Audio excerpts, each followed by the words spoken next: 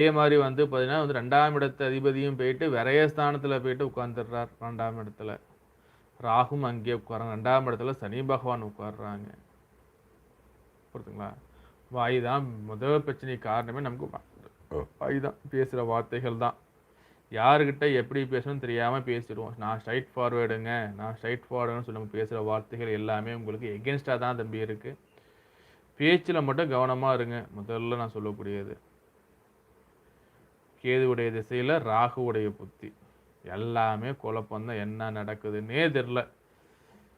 போற இடமெல்லாம் வந்து பிரச்சனையா இருக்கு சொல்லுவாங்க இல்லைங்களா? கால் வைக்க இடமெல்லாம் கண்ணி வெடியா இருக்கிற மாரி, நம்ம போற இடமெல்லாம் பிரச்சனையா இருக்கு. உடம்புலயும் ஒரு பிரச்சனை. தொடர்ந்து மாத்திரை சாப்பிட்டுக்கிட்டு இருக்கீங்க, கடந்த சில நாட்களாக.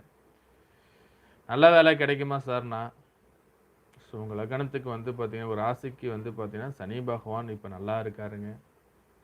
முதல்ல வந்து பார்த்தீங்கன்னா வந்து 1